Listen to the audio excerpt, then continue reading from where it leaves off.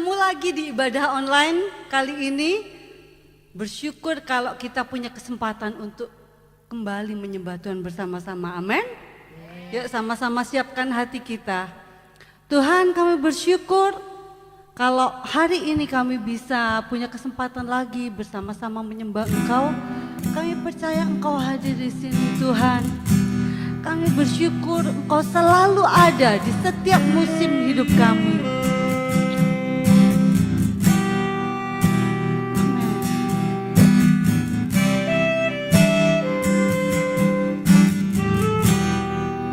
Engkau ada, Engkau ada bersamaku di setiap musim hidupku. Tak pernah kau biarkan ku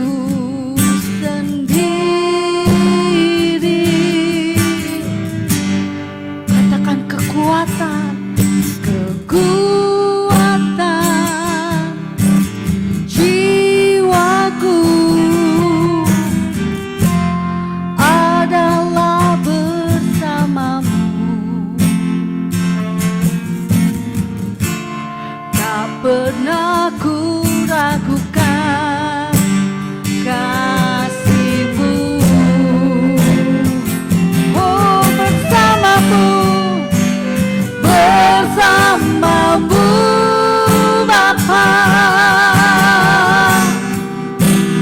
ku lewati semua, ya Bapa, perkenanan-Mu ya,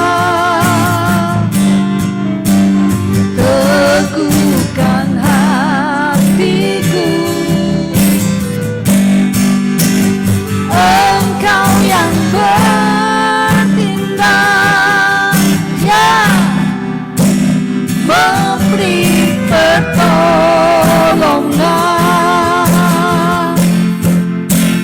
Anugerah-Mu besar melimpah bagiku. Amin.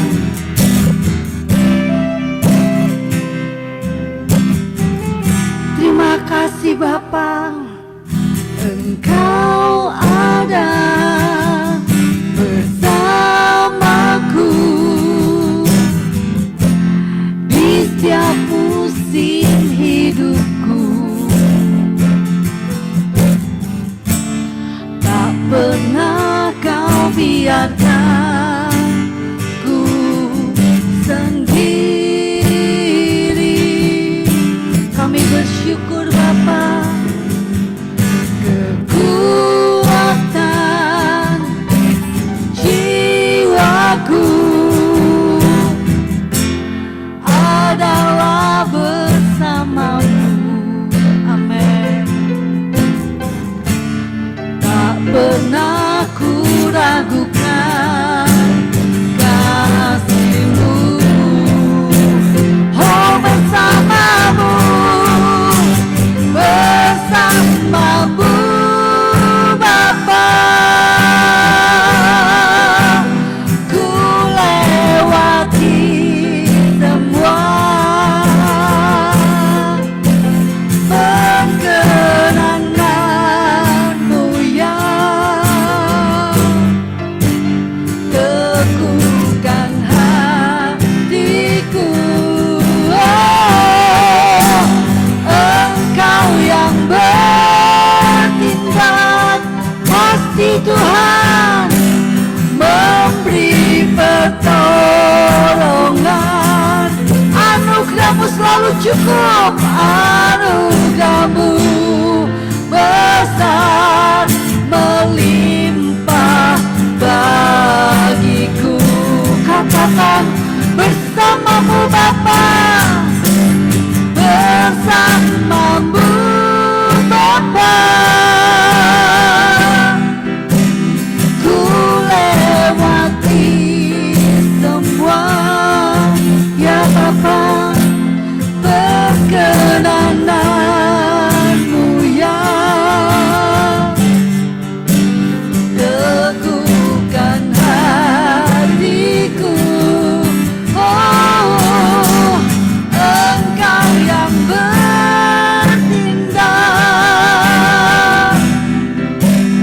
memberi pertolongan. Anugerah-Mu, anugerah-Mu besar melimpah bagiku. Ya Bapa, bersama-Mu Bapa, ku lewati semua, ya, perkenanan-Mu yang teguhkan hatiku. Oh, Engkau yang bertindak, kami percaya, memberi pertolongan. Anugerah-Mu besar melimpah bagiku. Oh, kami percaya, anugerah-Mu besar melimpah bagiku.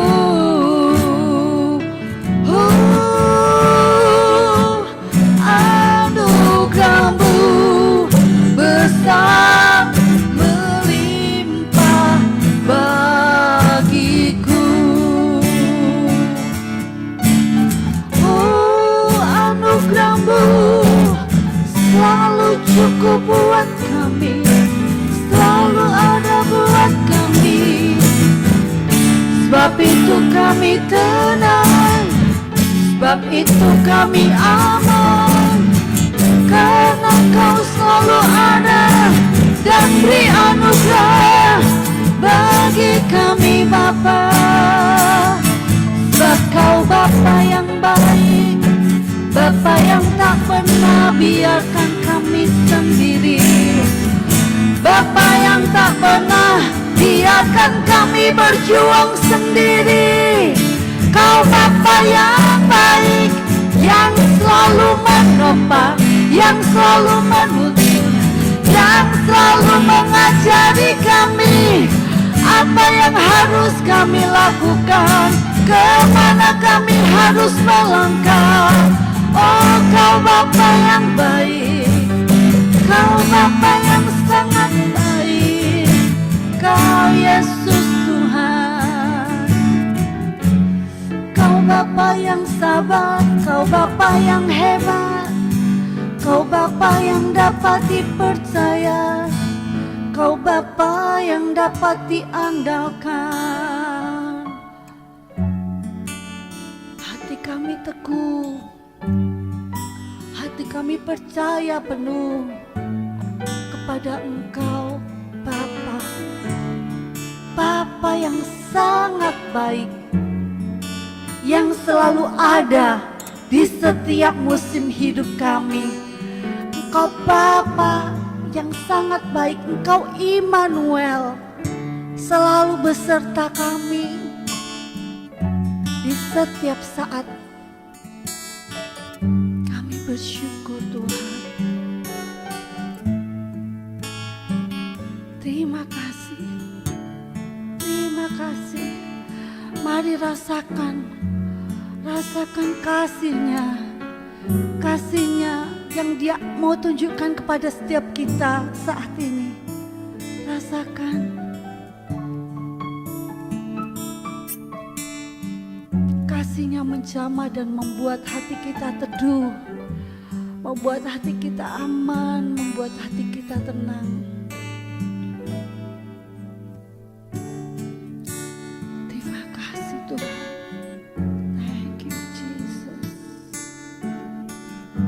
Thank you Jesus.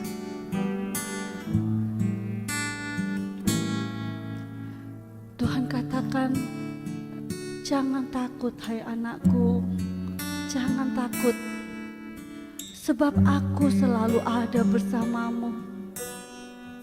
Jangan khawatir, jangan bimbang, jangan ragu.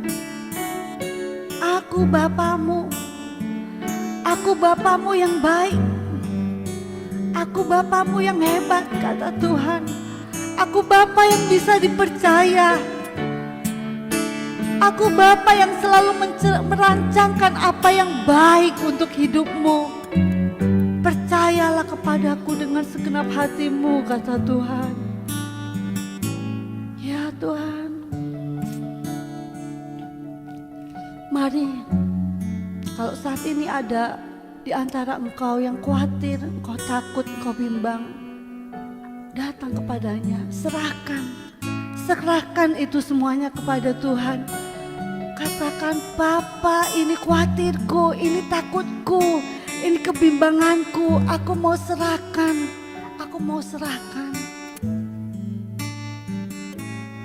Dan rasakan, Dia gantikan dengan kasih dan kekuatan yang baru. Rasakan Dia sedang membangkitkan imanmu. Rasakan Dia menolong engkau sehingga hatimu menjadi kuat dan teguh. Ya. Sungguh engkau satu-satunya pengharapan kami, Tuhan. Tidak ada yang bisa kami andalkan. Tidak bisa yang ada kami harapkan selain Engkau. Yesus Tuhan yang sanggup melakukan segala perkara buat kami. Yang mustahil, yang gak masuk akal itu Engkau bisa buat kami. Sebab itu hati kami mau percaya. Iman kami bangkit saat ini, Tuhan. Kami mau katakan kami percaya penuh kepada Engkau, Yesus Tuhan, Allah yang hidup, Allah yang ajaib, Allah yang perkasa. Hati kami percaya apapun yang harus kami hadapi, betapapun sulit, tapi kami percaya selama ada Engkau, ada harapan, ada mujizat yang bisa Engkau kerjakan buat kami. Sebab itu hati kami berharap penuh kepada Engkau, Yesus Tuhan. Kami mau buang semua rasa khawatir, ragu, bimbang kami, Tuhan, di dalam nama Yesus. Semua ketakutan kami letakkan di bawah kaki-Mu, Tuhan, di dalam nama Yesus. Semua beban kami yang begitu merintang kami untuk terus berjalan maju, kami lemparkan itu semuanya di dalam nama Yesus. Dan kami terima kekuatan yang baru, iman yang teguh, hati yang baru, hati yang percaya, hati yang berharap kepadamu. Terima kasih Tuhan. Terima kasih Bapa. Terima kasih untuk kasih-Mu. Terima kasih. Kami bersyukur. Terima kasih Tuhan. Kami mau terus berjalan bersama Engkau, Tuhan. Ya, kami mau terus berjalan bersama-Mu. Berbicara lebih lagi kepada kami lewat setiap pujian yang kami naikkan, lewat firman yang kami dengar berbicara. Dalam hadirat-Mu kami membuka hati kami. Kami membuka pikiran kami, telinga kami untuk Engkau berbicara, menjamah, mengubah, memulihkan kami. Ada kuasa di dalam pujian, hati kami percaya. Sebab itu kami mau memuji Engkau dengan segenap hati dan segenap kekuatan kami. Terima kasih Yesus. Di dalam nama Yesus, mari yang siap memuji Tuhan dengan segenap hatimu, sama-sama katakan amin. Siap memuji Tuhan? Senggol kanan kirinya, katakan ayo lebih lagi, lebih dan lebih lagi. Amin. Kita mau bersorak-sorai, kita mau katakan bahwa kita mau tetap berjalan bersama Tuhan. Amin.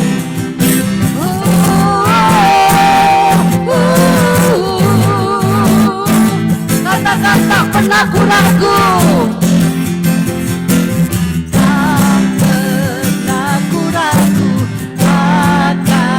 Kesetiaanmu, Kau pegang hidupku.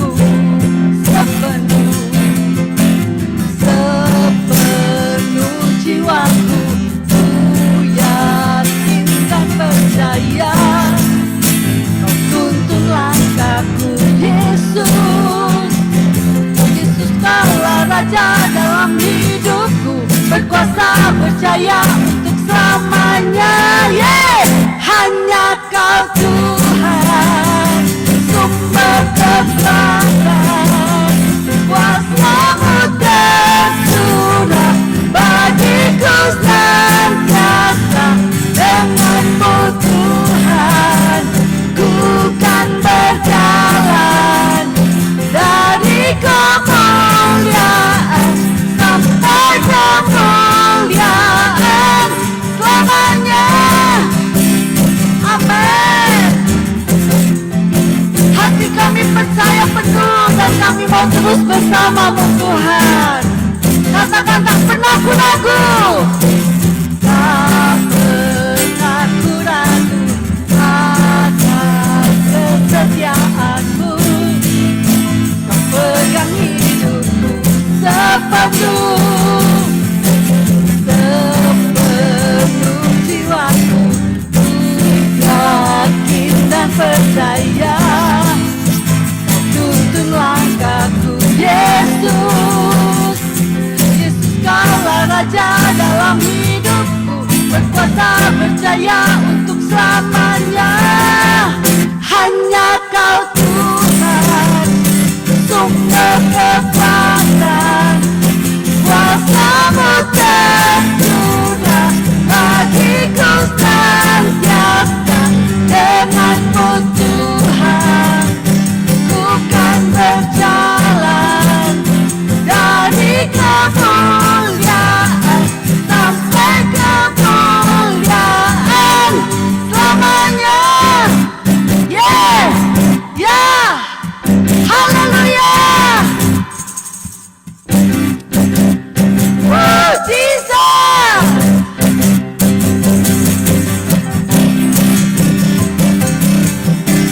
Kau satu-satunya pengharapan kami, Kau penuntun hidup kami. Katakan Yesus. Yesus, Kaulah Raja dalam hidupku, berkuasa berjaya untuk selamanya. Yesus, Kaulah Raja dalam hidupku, berkuasa. Amin. Sama-sama. Sumber kekuatan, kuasa-Mu tercurah bagiku dengan-Mu. Ku kan berjalan dari kemuliaan sampai kemuliaan selamanya. Ya Tuhan, sampai selamanya kami mau terus berjalan bersama-Mu. Haleluya, sorak-sorai Bapa Tuhan, Yesus yang hidup dan ajaib.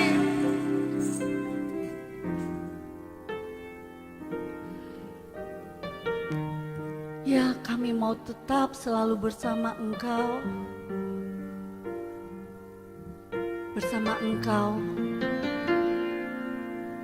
jiwa kami kuat dan tenang, Bapa.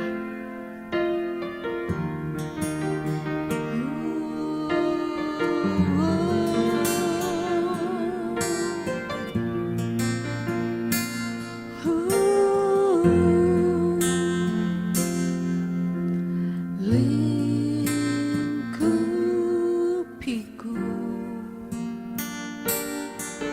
dengan sayap-Mu,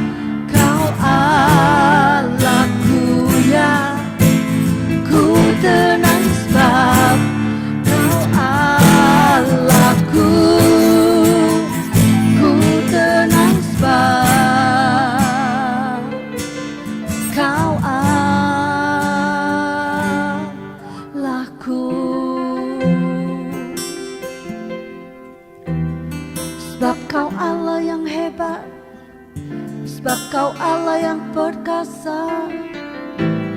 Sebab hati kami tenang, sebab itu kami tenang, kami aman dalam naungan sayap-Mu, dalam kasih dan kuasa-Mu. Oh, terima kasih Bapa.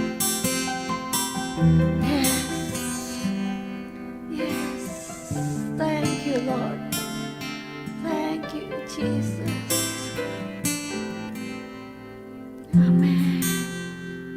Ya. Puaskan setiap dahaga jiwa kami. Segarkan Tuhan, segarkan yang lelah. Kuatkan mereka yang merasa tak berdaya. Ya, biar kami terus maju bersama Engkau. Terus maju jalan bersama Engkau Bapa. Terima kasih buat hadirat-Mu yang manis. Terima kasih buat hadirat-Mu yang indah. Hati kami berserah penuh, hati kami percaya.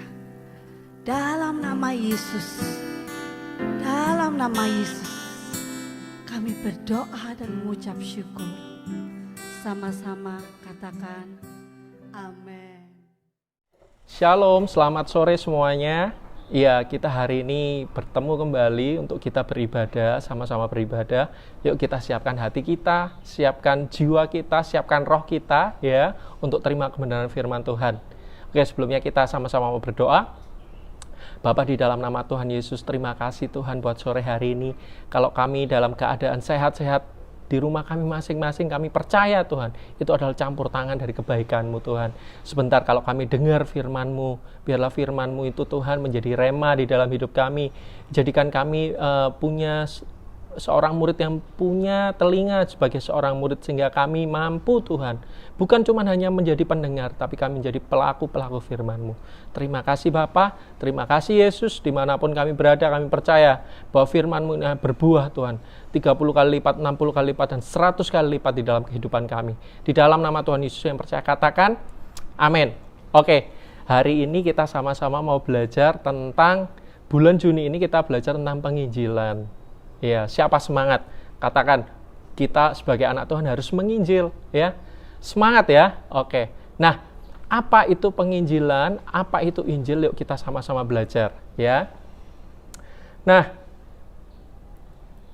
Injil untuk khotbah pada sore hari ini Kak Hendro kasih judul The Center of Christianity. Artinya apa? Inti dari kekristenan. Pokok dari kekristenan, inti sari dari kekristenan. Nah, seperti kita tahu bahwa yang menjadi inti dari kekristenan adalah hukum kasih. Betul ya, Tuhan sendiri mengajarkan kepada kita hukum yang utama dan terutama adalah kasihilah Tuhan Allahmu dengan segenap hatimu, dengan segenap jiwamu, dan dengan segenap akal budimu. Dan kasihilah sesama manusia seperti dirimu sendiri. Nah, tentunya hal ini yang melandasi setiap kita. Bagaimana kalau kita tahu hatinya Tuhan begitu mengasihi manusia, apalagi manusia yang berdosa, yang belum mengenal Dia, otomatis mau nggak bisa ditawar bahwa kita sebagai muridnya juga harus melakukan hal yang sama seperti yang Tuhan kita lakukan. Amin. Ya. Nah, definisi Injil sendiri itu berasal dari kata Yunani yang berasal dari kata Evangelion.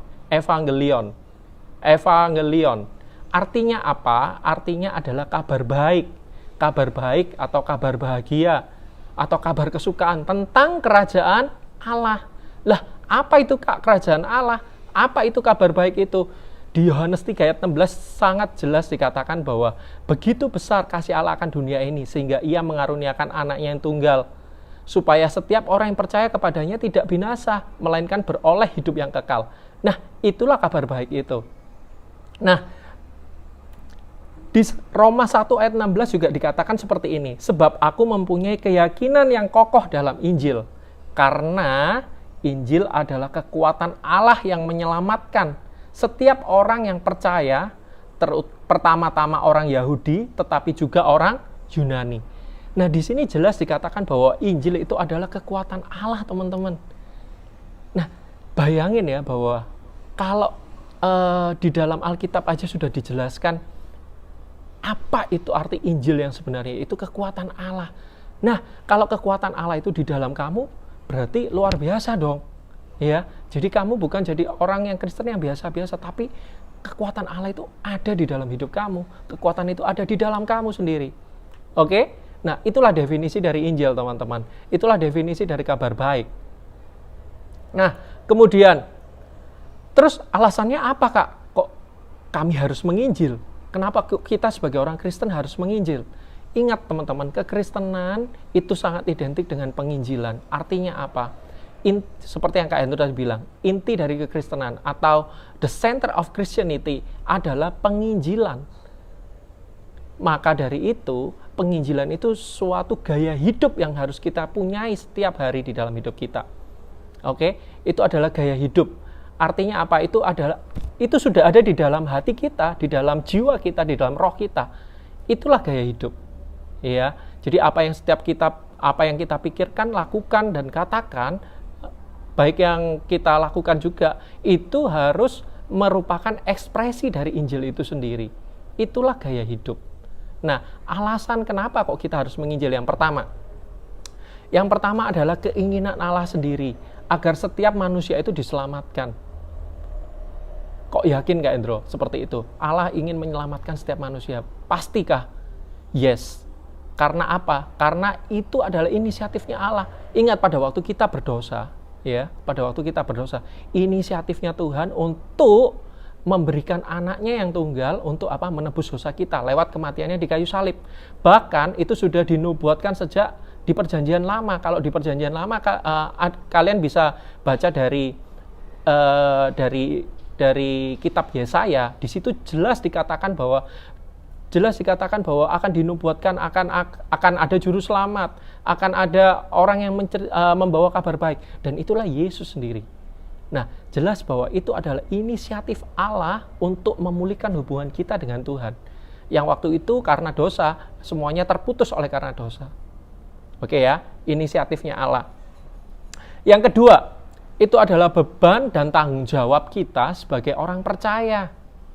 Ya, suatu kehormatan bagi kita kalau kita itu bisa melayani Tuhan. Diajak kita ini, siapa sih kita ini? Orang yang berdosa, yang dulunya sampah mungkin ya. Tetapi kita diangkat sama Tuhan untuk dijadikan partner sama Tuhan. Untuk kita sama-sama melakukan pekerjaan Tuhan yang begitu besar, yaitu lewat penginjilan itu sendiri. Oke? Nah, yang berikutnya alasan kenapa kok itu menjadi beban dan tanggung jawab kita, itu sebagai bentuk ucapan syukur kita. Ucapan syukur bahwa kamu dan saya sudah diselamatkan oleh Tuhan. Ya kan? Nah, kita baca di Kisah Rasul 4 ayat 20, dikatakan seperti ini. Sebab tidak mungkin bagi kami untuk tidak berkata-kata tentang apa yang telah kami lihat dan yang telah kami dengar. Artinya apa? Kalau kita setiap hari sudah bisa merasakan kebaikannya Tuhan, kita bisa melihat, bahkan mengalami mujizat-mujizatnya Tuhan di dalam hidup kita. Nah, sangat jahat sekali kita kalau kita tidak memberitakan itu kepada orang-orang di luar sana yang belum mengerti, yang belum tahu tentang Injil. Oke, jadi itu adalah tanggung jawab kita sebagai orang yang tahu berterima kasih, bagaimana cara membalas kasih Tuhan di dalam hidup kita. Kita nggak boleh egois, teman-teman, ya. Jadi kalau orang yang egois itu, kalau misalnya sudah dapat sesuatu yang baik, ya sudah disimpan untuk dirinya sendiri. Nah, itu yang Tuhan nggak mau. Tetapi kita mau diajar oleh Tuhan, dijadikan Tuhan partner, supaya kita itu sama-sama untuk berbagi, sama-sama untuk menyaksikan bahwa kebaikan Tuhan itu luar biasa di dalam hidup kita, dan kita kepingin orang lain juga mendapatkan yang terbaik yang seperti yang kita terima. Ya. Di Roma 10 ayat 14 dikatakan, tetapi bagaimana mereka dapat berseru kepadanya jika mereka tidak percaya kepada Dia? Bagaimana mereka dapat percaya kepada Dia jika mereka tidak mendengar tentang Dia? Dan bagaimana mereka mendengar tentang Dia jika tidak ada orang yang memberitakannya?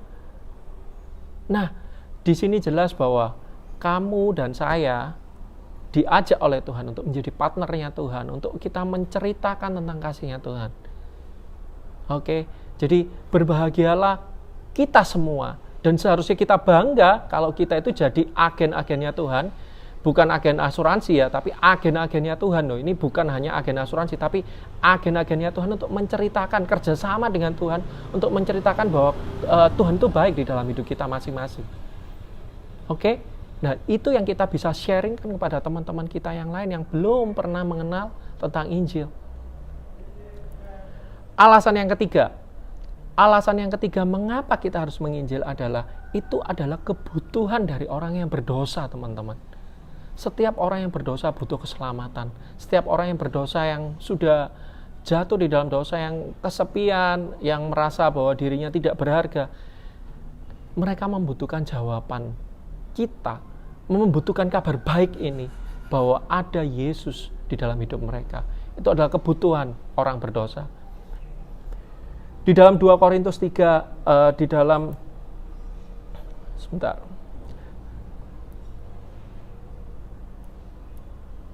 Oke, sebentar ya. Oke, di dalam Yohanes 14 ayat 6 dikatakan bahwa kata Yesus kepadanya, "Akulah jalan, kebenaran, dan hidup.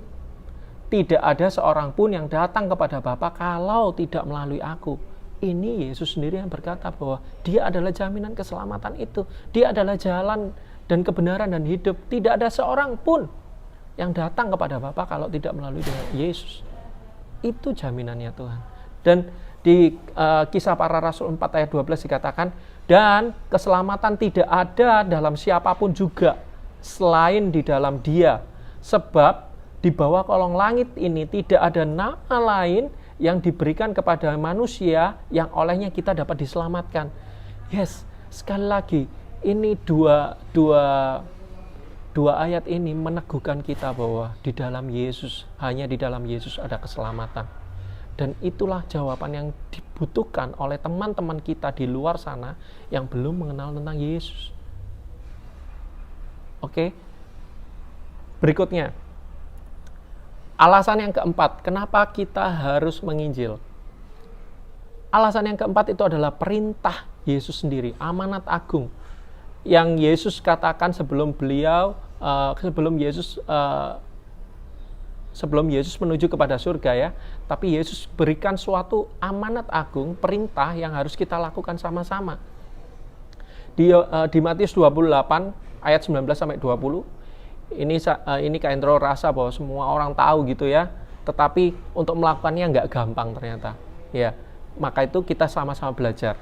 Apa perintah Tuhan itu? Karena itu pergilah, jadikanlah semua bangsa muridku, dan baptislah mereka dalam nama Bapa dan Anak dan Roh Kudus, dan ajarlah mereka untuk melakukan segala sesuatu yang kuperintahkan kepadamu, dan ketahuilah aku menyertai kamu senantiasa sampai kepada akhir zaman.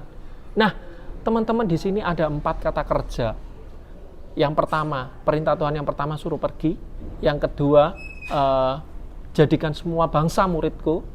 Yang ketiga, baptislah mereka dalam nama Bapa dan Anak dan Roh Kudus. Yang keempat, dan ajarlah mereka melakukan segala sesuatu yang telah kuperintahkan kepadamu. Nah, dari keempat kata kerja ini, kata kerja kedua inilah yang menjadi poin dari apa yang Yesus mau, yaitu apa? Supaya kita menjadikan semua orang itu murid Yesus. Semua orang itu murid Yesus. Dengan cara apa? Dengan cara kita pergi, dengan cara kita baptis mereka dalam nama Bapa, dalam nama Putra, dan dalam nama Roh Kudus, dan dengan cara mengajarkan mereka seperti apa yang kita sudah tahu, yang sudah Yesus ajarkan buat kita ajarkan kepada mereka, supaya mereka sama-sama menjadi murid Yesus. Jadi, ini adalah suatu perintah yang harus kita lakukan sama-sama, teman-teman. Bukan perginya, tidak, tetapi menjadikan semua orang itu adalah murid Yesus. Bukan jadi sekedar jadi fansnya Yesus. Percuma kalau cuma jadi fans. Kalau jadi fans, semua orang bisa jadi fans. Semua orang tahu bahwa Yesus baik. Dan mereka cuma hanya jadi fans. Tapi lebih daripada itu, menjadikan mereka murid Yesus. Menjadikan mereka adalah orang yang mengenal Yesus. Bukan hanya cuma tahu, tapi mengenal Yesus secara pribadi di dalam hidup mereka. Nah, itulah ada 4 alasan mengapa tadi kita harus menginjil. Nah, metodenya gimana, Kak? Nanti Kak Dendi untuk sekitar minggu ketiga ya, Kak Dendi akan berbicara langkah-langkah praktis apa, metode apa yang harusnya relevan untuk kalian bisa lakukan selama pandemi ini gitu ya. Nah, tetapi Kak Endro cuman mau kasih sedikit apa yang Yesus, metode yang Yesus lakukan gitu ya. Metode Yesus itu tidak ada suatu yang paten bagaimana menginjil, tidak. Tapi Yesus cuman hanya jadi berkat bagi mereka. Dan sangat fleksibel sekali. Contohnya apa? Contohnya pada waktu Yesus bertemu dengan Nikodemus, dia berkata bahwa kamu harus lahir baru. Nah, istilah lahir baru ini mengacu kepada penginjilan. Terus pada waktu Yesus bertemu dengan perempuan Samaria, apa yang Yesus katakan? Bahwa, hai ibu, engkau butuh air hidup. Kalau engkau minum dari air hidup ini, engkau tidak akan haus lagi. Artinya apa? Juga sama, intinya penginjilan juga. Nah, pada waktu Yesus bertemu dengan ngobrol dengan penjahat yang sama-sama disalib, engkau dan aku akan bersama-sama di Firdaus. Dia katakan seperti itu. Artinya apa juga? Itulah penginjilan juga. Nah, di sini jadi kita melihat bahwa penginjilan itu sangat fleksibel sekali, teman-teman. Nggak ada suatu metode yang paten yang harus kita bisa terapkan gitu. Tidak. Tetapi cukup jadi berkat. Nah, masalahnya apa yang harus kita lakukan hari-hari ini? Kalau kita sudah tahu definisi Injil, kita sudah tahu bagaimana alasan mengapa kita harus menginjil. So, apa yang harus kita lakukan? Nah, yang pertama, menurut Kak Hendro, apa yang harus kamu lakukan? Yang pertama, 1, minta hatinya Tuhan supaya Injil itu ada di dalam hatimu. Injil yang kekuatan Allah itu ada di dalam hatimu. Bukan hanya cuman sekedar teori, tetapi Injil itu benar-benar hidup di dalam hatimu. Dan engkau tidak egois, tapi engkau tahu bahwa kalau engkau punya hatinya Yesus, engkau tidak mungkin akan diam atau tutup mata, atau engkau tidak akan bisa cuman ya diam-diam aja kalau setelah engkau terima kebaikan Tuhan. Tidak akan seperti itu, teman-teman. Tapi Injil kalau itu hidup di dalam hatimu, engkau akan rindu untuk memberitakan Injil itu, memberitakan kabar baik itu kepada orang-orang di luar sana yang belum mengerti tentang Yesus. Oleh karena itu, minta hatinya Tuhan. Seperti engkau melihat seperti matanya Tuhan. Engkau mempunyai hati seperti hatinya Tuhan. Bangkitlah hai jiwaku, Tuhan katakan. Bangkitlah hai jiwaku. Engkau harus motivasi dirimu. Bangkitlah hai jiwaku. Biarlah rohmu menyala-nyala dan layanilah Tuhan. Itulah yang seharusnya kita lakukan. Nggak hanya cuma loyo-loyo tinggal di apalagi yang sekarang cuma di rumah gitu ya, terus nyantai-nyantai, buang-buang waktunya begitu saja, main game seharian, lihat YouTube seharian, nggak ada faedahnya apa-apa di dalam hidupmu. No, stop, berhenti untuk buang-buang waktu, tetapi lakukan apa yang kamu bisa. Bangkitlah hai jiwaku, biarlah rohmu menyala-nyala dan layanilah Tuhan. Itulah yang harus kamu lakukan. Di Roma 10 ayat 15b dikatakan bahwa betapa indahnya kedatangan mereka yang membawa kabar baik. Jadi intinya teman-teman, kalau kamu nggak egois, keberadaanmu itu, kehadiranmu, kedatanganmu itu dinantikan oleh mereka yang membutuhkan kasih Yesus. Hari-hari ini banyak yang merasa kesepian mungkin. Hari ini banyak yang merasa, teman-temanmu banyak yang merasa bosan dan lain segala macamnya. Ayo, kamu hadir di sana. Justru di tengah-tengah pandemi yang seperti ini, kita akan semakin jadi berkat bagi orang-orang di luar sana. Kalau kita punya hatinya Yesus dalam hati kita. Oke, nggak hanya cuman diam-diam saja, tapi lakukan yang terbaik. Lakukan apa yang kamu bisa. Ingat bahwa kebaikanmu lagi ditunggu-tunggu sama mereka. Kabar baik itu lagi ditunggu-tunggu oleh teman-temanmu yang belum kenal Yesus. Ingat itu baik-baik, bahwa kamu lagi dinanti-nantikan oleh mereka. Dan mereka butuh kabar baik itu. Amin. Yang kedua, yang perlu kamu lakukan yang kedua, bertandinglah jadi anak-anak Tuhan yang sungguh-sungguh. Bukan jadi orang Kristen yang biasa-biasa, bukan jadi Kristen yang cengeng ya, bukan jadi Kristen yang cemen. Enggak, tapi jadi orang Kristen yang kuat. Mau bertanding, bahwa kamu tunjukkan bahwa kamu adalah murid Yesus. Seorang murid Yesus itu kuat, nggak cemen, nggak ini apa namanya, nggak receh kayak gitu, ya. Contoh misalnya, selama menghadapi pandemi ini ada 2 respon. Yang satu merasa bosan begini. Tapi bisa nggak kalau kamu responmu bersyukur? Bisa kan?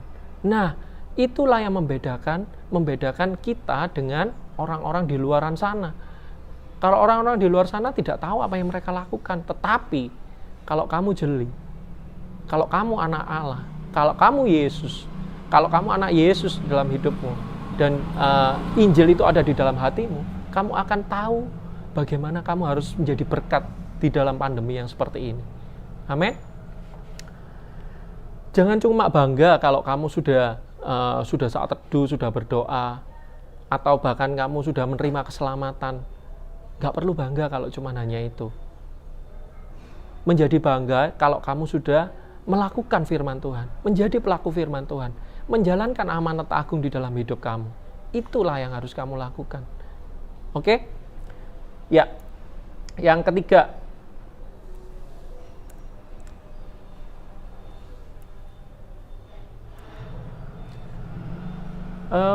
yang ketiga, bentar, lagi ada masalah.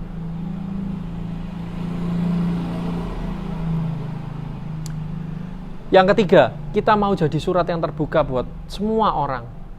Ya, apa sih Kak artinya surat terbuka itu? Yuk kita baca sama-sama di 2 Korintus 3 ayat 2. Kamu adalah surat pujian kami yang tertulis dalam hati kami dan yang dikenal dan yang dapat dibaca oleh semua orang. Jadi teman-teman, Kak Endro mendorong setiap kita jadi surat yang terbuka buat orang lain. Semua orang dapat lihat kita. Semua orang dapat lihat siapa Andi, siapa Sandro, siapa Yoel, siapa Linda, siapa Ria, siapa Dea, siapa Junior, siapa Edward, siapa Patrick. Semua bisa lihat kamu. Tunjukkan bahwa kamu adalah anak Allah. Dan kamu mencerminkan Kristus, mengekspresikan Kristus dan mengekspresikan Injil itu lewat apa? Lewat pikiran kamu, perbuatan, dan perkataan kamu. Itu yang harusnya kita lakukan. Apa yang harus kita lakukan selama hari-hari ini. Oke?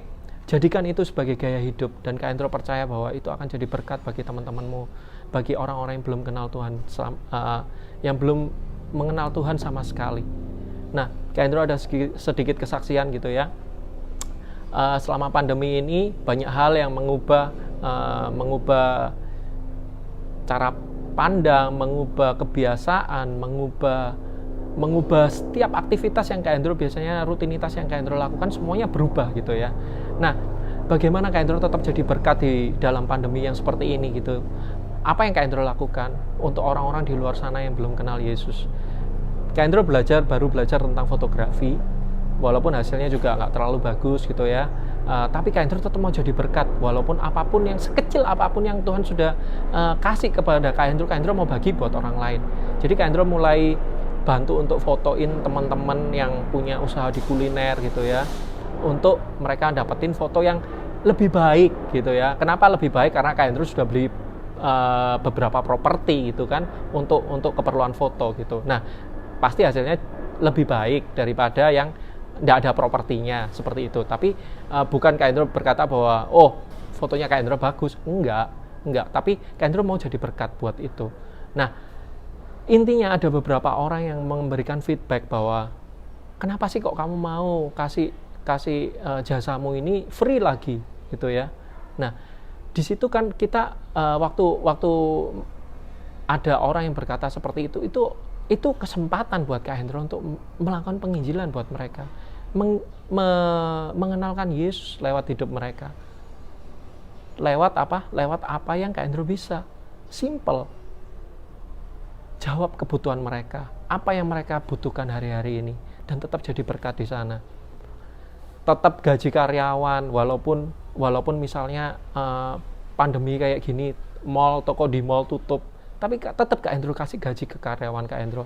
Kak Endro tidak mengurangi THR-nya karyawannya Kak Endro. Jadi tetap Kak Endro kasih. Nah, seperti itulah teman-teman, itulah contoh untuk kita tetap jadi berkat di tengah-tengah pandemi yang seperti ini. apapun yang kamu bisa. Beberapa hari yang lalu Kak Endro dengar gitu ya, ada anak kamu channel Kak Endro yang bercerita bahwa waktu dia melihat pemulung, dia sangat kasihan, tapi dia nggak tahu harus apa karena dia nggak punya uang juga untuk dia kasih. Tetapi Kak Endro percaya bahwa kalau kita punya hati yang seperti itu, percayalah bahwa Tuhan itu tidak menutup mata buat setiap kita. Dan pada waktu kamu melakukan yang terbaik untuk Tuhan, pada waktu kamu mau berbuat baik kepada orang lain, mengasihi orang lain seperti dirimu sendiri, Tuhan akan bekerja lewat hidupmu. Dan akhir kata, Kak Endro mau tutup dari quote-nya Rasul yang luar biasa yang menurut Kak Endro adalah Rasul panutannya Kak Endro, Rasul Paulus gitu ya. Dia berkata bahwa, bisakah kita berkata seperti Rasul Paulus bahwa bagiku hidup adalah Kristus dan mati adalah keuntungan?